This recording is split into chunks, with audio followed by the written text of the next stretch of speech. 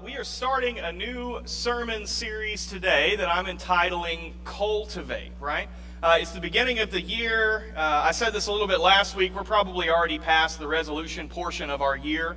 But some of you made resolutions, right? This year, my plan is to read 50 books, and I'm going to only drink water, and I'm going to go vegetarian, and I'm going to lose 50 pounds, but I'm also going to start running 8 miles a day, and all of that, right? I mean, we just have this idea that with a new year comes this new version of me, right? New year, new me, right? That's what we say, right? And so we have this idea that we want to make our lives new or better in the new year. And for some reason, we have this innate desire. I think all people do this for some innate reason, right? And so we're looking at this idea that I'm calling Cultivate. And over the course of the next 3 weeks, it's kind of a series on stewarding what God has given us. What has God given us? And so why do I use the term cultivate? Anybody know what cultivate means? I looked it up on Merriam-Webster because they have become the de facto people that know all of the things. And Merriam-Webster defines it as to prepare and use specifically for the raising of crops. Cultivate can also mean to foster the growth of or to improve by labor, care, and study. So let me give you an example of cultivation from my great agrarian knowledge, okay? We've got this tree farm in Oklahoma. By now you're sick of hearing me talk about the tree farm, right? Well, when I was a kid, we went and planted a bunch of trees, and the days were long, and the sun was hot, and the ground was hard, right? And so we were working, and we're cultivating this land, we're working the land, we put the trees in. Well, somewhere along the way, someone had mentioned to us that these trees that we were planting, they're like no thicker than my pinky, right? And so the plants that we're putting in the ground are not grown trees. And so somewhere along the way, someone had told us, now what you want to do with these trees is after you plant them, make sure they have water, but don't do anything else to them. Just leave them alone. Let them be. They're plants. They'll grow. Okay? Sounds great for us. The farm from my front door to the farm gate is like an hour. And so the less I have to go out there and check on plants, the better, right? That's great news. That we planted these plants in the ground, and they're plants, so they're just going to grow, okay? So if you fast forward about 8 years, I'm now 16 years old. We planted those trees when I was 8 years old, and that means these trees are about 9 years old, right? Well, my granddad wants to go out there and take pictures of these trees because he wants to create a website. And so, okay, I'll get in. This is the first time I've been out in the farm in who knows how long, 5, 6, 7, 8 years. So I get in the truck and we go to the farm and we pull in, and wouldn't you know it, but we had raised 180 acres worth of oak bushes. Yeah, these trees, in left untouched and uncared for, just kind of grew up tall, and they grew up strong, but they also grew out with no shape or body to them, right? Now I need to tell you that we're not a bush selling people, we're a tree selling people. And so when people buy trees, there's a bit of a trick to the trade that when you look at a tree, in fact, you can do this today. You can go out and look at trees that you see. A healthy looking tree can be divided up into thirds. And so the top 2/3 is canopy, and it's well manicured, cared for canopy. And the bottom lower third is just all trunk. The problem with what we did versus cultivating and raising healthy trees is that if you allow trees to grow, what they want to do is just get as many branches out there so that they can feed themselves most effectively. Well, if you're selling commercial trees, nobody buys oak bushes. They buy oak trees for their front yard, right?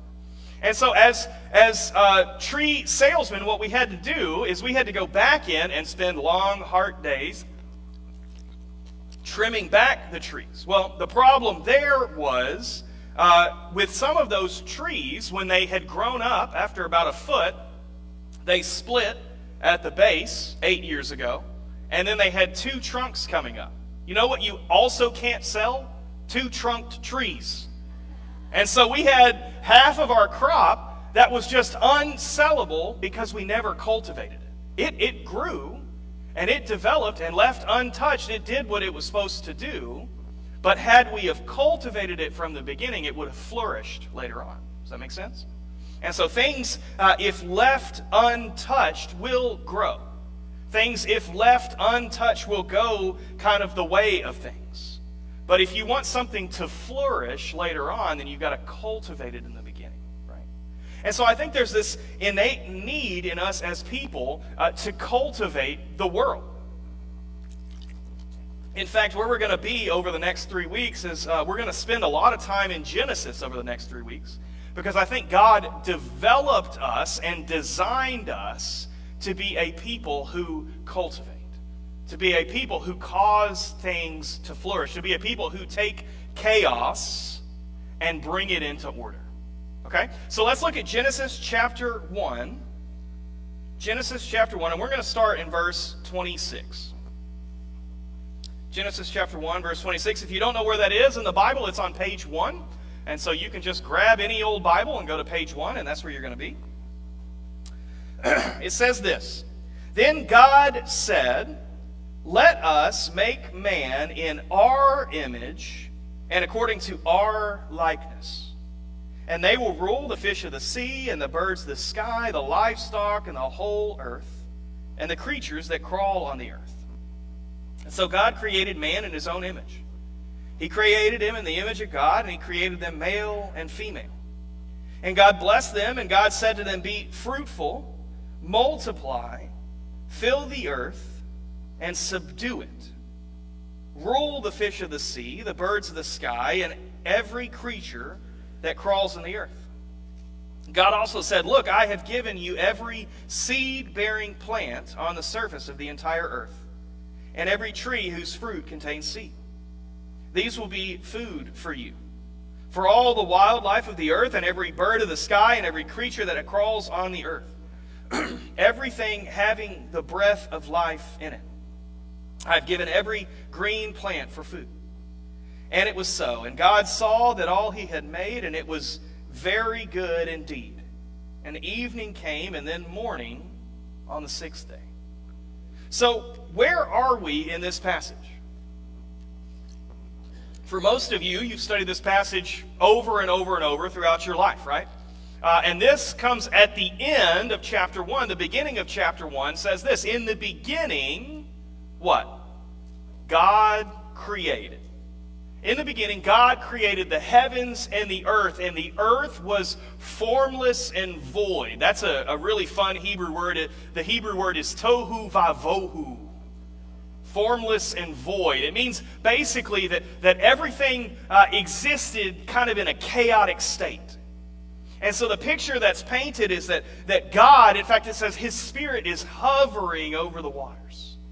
And so everything, God created the heavens and the earth, and everything was formless and void. It was in need of cultivation.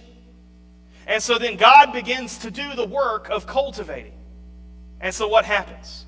God speaks, and there was light. And then God speaks, and the waters were separated from above and from below. And God speaks, and there's land and vegetation. And God speaks, and there was light in the sky to indicate time. And God speaks, and there were sea creatures and sky creatures. And then God speaks, and there was land animals. But what's interesting about verse 26 is that for the first time in chapter 1, God stops and begins to take counsel among himself. Right? When he's creating light, all he does is say, Let there be light, and it is so. God sees that there needs to be light, and so he creates light. And then it says that he's going to separate the waters, and so God speaks, and he separates the waters from below and the waters from the sky.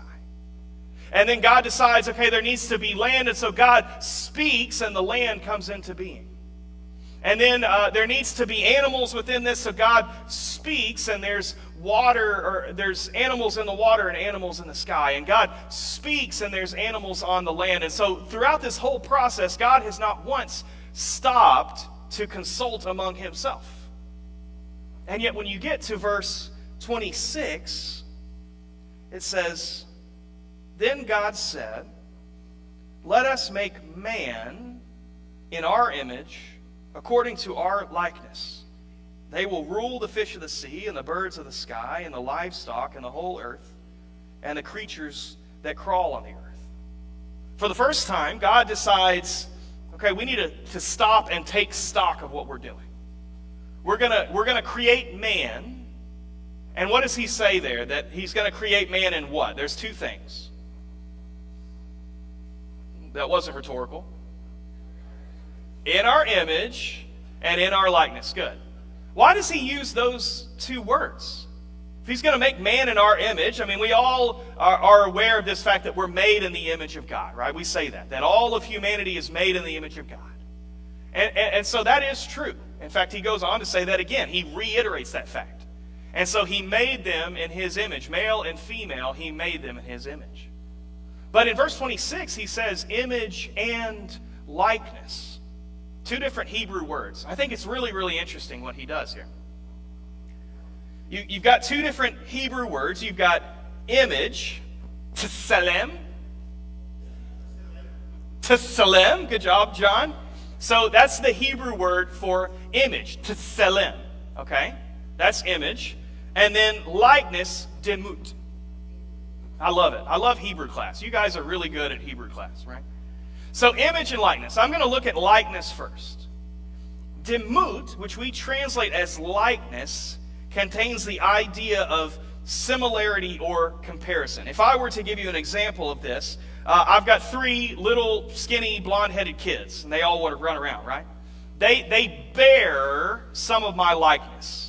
That when you look at my kids, you can see that they are kind of a pack, that they go together, right?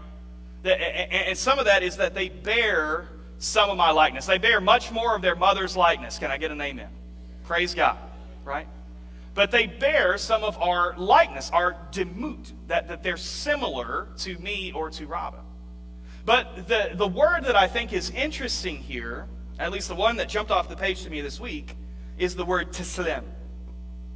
Tselem, which we translate as image, holds a different meaning than just like a picture, right? We would think of image as like a picture or an example of. That's not what the Hebrew usage of that is. The word image here is most often used in the Old Testament to reference little gods that people would make, right? Household gods. And have among yourself no graven tselem, images. Have for yourself no images. I read this morning that Jacob is with Leah and Rachel, and he's trying to leave Laban's house. And so they pack up all their stuff, and then what does Rachel do? She steals the gods of Laban's house, the tselem of his household, the image of his household. Now, what am I saying here? Am I saying that we as humanity are little gods? That's not what I'm saying. Don't hear me say that. You are not God. You do not become God. But the image that God is using here, the word that he's using here, is that humanity he has created to place as a stand-in representative for himself. That's what the role of the carved image would do. In fact, if you look all throughout human history, really, if you look at in the Old Testament, they would have the different Baals that they would carve. That would be a representative of the god, the little g god, Baal, right? If you've got people who are Buddhists that you know, they have a little bitty image of Buddha that they would pray down to and worship, right? They don't own the Buddha. They hold a representative of the Buddha, right? And so I think this is important for us because what God is doing is he's creating us both in his likeness, but also in his image. What does it mean for us to be in his image? It means that we we hold some of the responsibility that he would hold in the stewardship of the earth, right? that for 6 days prior to this point, that God had created, that he had taken chaos and formed it into usable things, land and water and fish and birds and animals, right? And so we're to hold some of that responsibility as image bearers. A couple ways you can think about this. For most countries that the United States of America has a diplomatic relationship with, we send an ambassador to live among that country, right? And so what's the purpose of us sending an ambassador? By all intents and purposes, that person can speak and act on behalf of the United States of America. And so if I am in Ireland and I'm speaking, this isn't going to work. If an Irish citizen is speaking to me as an ambassador from the United States, if my official role is ambassador, then when the Irish citizen is speaking to me, my response stands in word and deed for the response of America. That I am a representative of the country of America, and so in all intents and purposes, that I am representing American actions and deeds in that entity, right? An easier way for me to get my head around it is Robin holds power of attorney for me, right?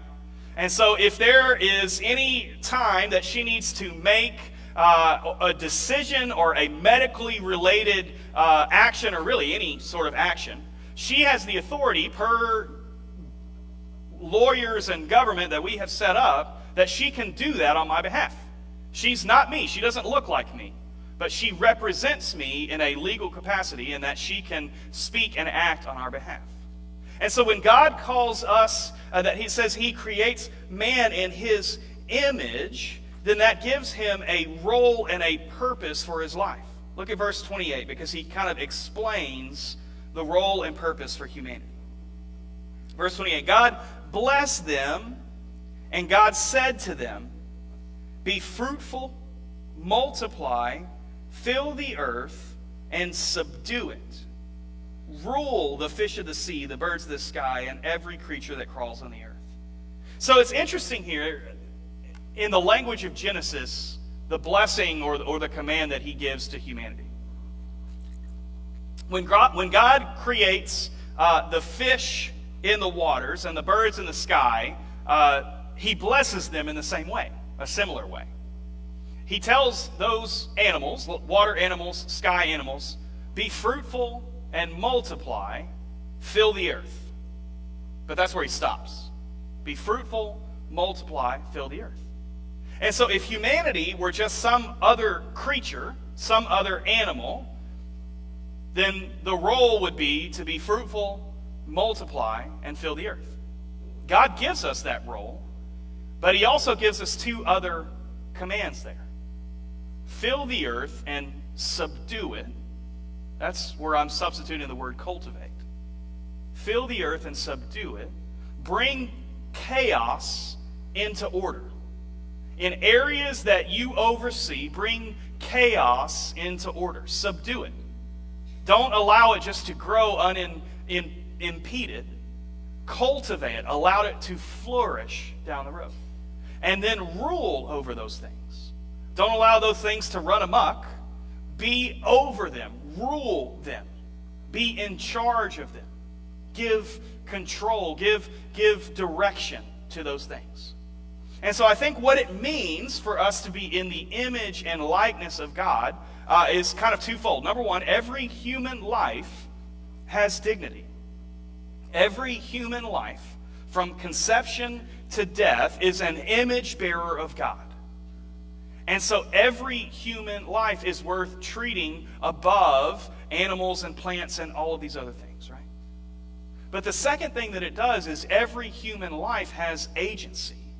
That the role and purpose of every human life is to be creative, to be God's representatives, to bring chaos into order, right? And so why, again, do we do these New Year's resolutions? I think God has created us to be a people who pursue flourishing, who pursue cultivation. And so when we look at areas in our life that aren't under control, we think, okay, this year is going to be the year that I bring that under control, right? And so over the next 3 weeks, I want to look at 3 things that are in your control. You are in control of your time. That there's not anything else in your life that you are probably more in control of than the way that you spend your life. You're in control of your time. You're in control of your talents and abilities, how you use those things. How are you using how God has made you to create flourishing on earth? Your time, your talents, and your resources. How are you using what God has given you to bring flourishing onto the earth, to cultivate, right?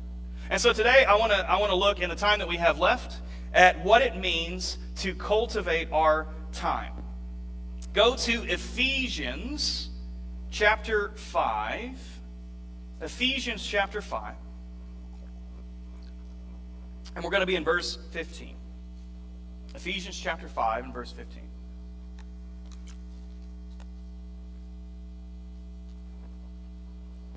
It says this. Pay careful attention then to how you walk, not as unwise people, but as wise, making the most of the time because the days are evil. So don't be foolish, but understand what the Lord's will is. Pay careful attention then how you walk. Make the most of your time. I think if we look at time, one thing that we can all see is that time for all of us is running out, right? The average lifespan, I'm going to make you do a little bit of math here. The average lifespan in high-income nations is about 80 years, okay? And so if we're doing the math, that means you in your life have got whatever remains of that 80. For some of y'all, you've got just lagniappe. You got the gravy. Like you're past 80, you could live to 200. Who knows, right? Yeah. But the average lifespan, in order for us to think about time, is 80 years. So how many years do you have left? I've completed 34 of those years. So I've got about 46 years left, assuming I'm an average human. Of those 46 years, that leaves me a remaining 16,836 days. Right? If we translate those days into hours, I've got 404,064 hours left of my life if I'm averaging. So how am I spending those hours? Am I focused on cultivating them into something, or am I spending them avoiding something else? For many of you, you're going to have one less hour after this sermon is complete, right? Right? That we only have an X amount of time. And so what we're called to do as humans is to cultivate those hours. Now, one of the things that I think is interesting, I didn't know I was going to give you a lesson in language this morning, but I am. Greek has 3 words for time, okay? The first Greek word is eon, and you know what that means. That's a long amount of time. That this sermon is eons long because you would rather be somewhere else, right? That eon it's a long amount of time. The second Greek word for time is chronos. That's where we get the English word chronological. That means like literally the measure of time. So our watches and stuff measure chronology, right? That I've got X amount of minutes until this sermon's over, and X amount of minutes until lunch, and X amount of minutes until this and this and that, right? That's chronos. But there is a third Greek word for time, that's the Greek word kairos. Kairos time. That means like a moment in time. A moment in time. So you're experiencing, right now we are in a kairos of this sermon, that you're in the moment of this time, right?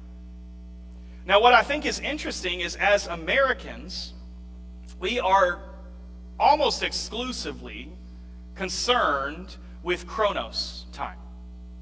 That we build our lives around our time. That I know that I've got to get out of bed at 7:30 this morning so that I can get dressed and I can get my 3 kids dressed, and so that we can be at the donut shop at 8, so that I can be at the church at 8:05, so that I can get all of these things that I need to get done before 8:30 when I have band rehearsal, and then I've got to be in my Sunday school room at 9:30, and then we can only be in that room until 10:30 because I've got to be in the sanctuary, and then at 10:45 we start the sermon, and I've got to wrap the sermon up at 11:45 or people are going to start throwing tomatoes, right? And so we think exclusively in chronology. That when you're thinking about your day, you're thinking about the amount of time it's going to take. We measure distance in time. How far or how long is it until I get to grandma's house? Well, it's 42 minutes. Okay, how long is that? Are we there yet? We measure everything in time. That we are obsessed with chronos, the amount of time it's going to take. Do you know what the Bible is obsessed with? Kairos. The Bible is obsessed with Kairos. In fact, almost exclusively it uses the word Kairos. In fact, in Ephesians chapter 5, verse 16, do you know what word is used? Kairos. Pay careful attention then how you walk, not as an unwise people, but as wise, making the most of the moment because the days are evil. Being in the moment. It's easy for me to focus on chronos, but the Bible is concerned with kairos. So how are you cultivating your time? How are you starting your day, right? I need to be honest with you, this was an area that I have had to improve over the last 3 months. I really, really like sleeping. That's a confession to you. I'm a morning person, I'll say that. That as soon as my feet hit the floor, I'm awake and I'm ready for the day. But I would just as soon not my feet ever hit the floor. I love to sleep. It's really hard for me. And so what I had done in my chronos thinking is I had figured out the very last moment of time in which I could sleep and still accomplish everything else I needed to do in the day. And so I would sleep right up until about 7:20, and that would get me to church, to my office at 8 o'clock in the morning. And I could get dressed and take the kids to school. I could do it all if I slept and got up right at 7:20, right? I was not cultivating that time for me. And so about 3 months ago, I don't even know what the study was. I don't know what we were looking at. We might have been looking at Ecclesiastes. I don't know. But I do know that in my Sunday school lesson, that God convicted me so much about the lack of cultivation in my life. Specifically as it related to my cultivation of following God and being in relationship with God, right? And so what I had to do is I had to completely restructure the way that my mornings go. And so now I get up a full hour earlier. Get up at 6 a.m. now instead of 7:20. And you know what? I've had more energy. My life hasn't changed a whole lot. I didn't need that extra hour of sleep. I still want it, but I don't need it. And what that has done is that has allowed me to cultivate that time. And so now when I get up an hour ahead, I'm not rushing around to get kids dressed because I get to get up and I'm alone. And I get to go into the living room and get a cup of coffee and sit down with my Bible. And I get to spend 30 minutes in Bible study and quiet reflection before the Lord before anybody ever wakes up in the house. And then when they wake up, I'm not rushing into their room angry and upset and frazzled about everybody, because what I have done is I have cultivated that time. And so I'm an hour ahead of where I need to be. I can go slow. That I can go with the kids and I can help them get out of bed even though they don't want to get out of bed. And I can help them get dressed, and I can stop Elam from hitting his sister, and I can do all of these things without getting frustrated, right? Because I cultivated my time. How are you cultivating your mornings? I'm not trying to make you feel bad today, but are you sleeping till the last minute? I'll do my Bible study this evening because I'm just not a morning person. And I know that if I try to do it in the mornings, that everything else is just going to be the worst, and I really need this sleep. And yeah, that could be you. It sounds a lot like me in that I don't want to cultivate the time. I want to allow the time to keep going the way that it's going. How are you cultivating your time?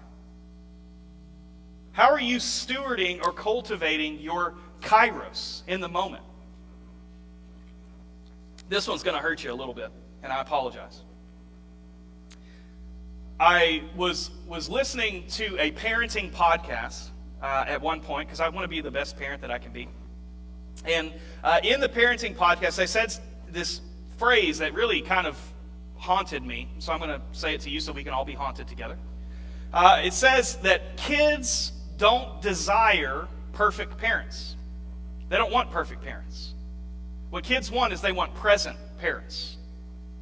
They want you to be there with them. What does that mean for me? How am I cultivating my kairos? When I go to work, I work. It's physically, spiritually, emotionally exhausting when I go to work. And so I come home from work, and the only thing I want to do is escape. The only thing I want to do is numb my brain for a little bit because I'm exhausted. And so if that means I want to just escape into my social media feed, then I'm going to do that. If I just want to escape into a book, then I'm going to do that. If I just want to escape into a TV show, then I'm going to do that. But the problem with that is that I have 3 kids and a wife who don't want me to escape. And so what has happened to me, what I have been convicted of for me, again, I'm not talking to you, although I think it's applicable to you. But what has happened to me is I have realized that I am present with my kids, but I'm not there. That I am present with my spouse, but I'm not there. Anybody go out to eat at restaurants and you see this, you can tell it's a first date, and they're sitting at the table, but they both got the phones out? They're present on the date with each other, but they're not there. They're not with each other. How are you cultivating your kairos? Do you live in the moment? Or are you worried about your calendar? What's next?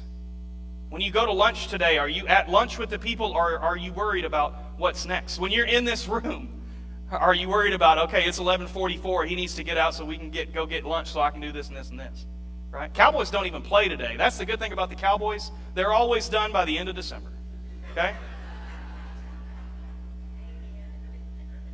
How are you cultivating your kairos? Are you in the moment? God has created us to be a people who cultivate, who allow things to flourish, that we do work on the front end so that things can be better in the long run. And what we're seeing is a generation of people who are being raised up with absent parents, with absent grandparents. That when they visit their grandparents, maybe their grandparents give them a screen and then their grandparents have a screen. Or their parents give them a screen and their parents have a screen. And so what we're doing is we're raising a generation in which we're going to have to do a lot of work on the back end because we weren't allowing to cultivate them on the front end. Are you in the moment? At work, are you in the moment? Or are you just chronos through your day? I've got to get this email sent, I've got to get this done, I've got to do this and this and this. I have a very particular job. My job is unlike yours, okay? I talk to people kind of all day, and I also have things that I have to accomplish. And so regularly, if I don't check it, I can be so focused on what I've got to get accomplished that I miss what God's doing in the moment. That when people come in to see me or talk with me, or when I am out and about and talking with people, that I can completely miss what I'm doing in the moment because I'm worried about what's coming next. God has called us to rule over our time, to subdue our time, to cultivate it in such a way that it will flourish later. And so that's my question for you today. How are you cultivating your time? How are you using your time for the Lord? Are you personally focused on time with the Lord? Are you using your time to serve the Lord in some capacity? We're going to talk a lot about that next week. But are you using your time as an object to bring honor and glory to God? How are you cultivating your time? That we have been created in God's image. And what that means is that we are representatives of Him on this planet. And our job is to point other people to who He is. That our good works bring glory to God in heaven. And so how are you cultivating your time? What does that look like? My hope is that in 2026, you'll spend a little bit of time thinking about how you can cultivate, bring into control, bring into creation, bring into order your time. It'll run without you doing anything, but that doesn't mean it's the best way to do it. Let's pray.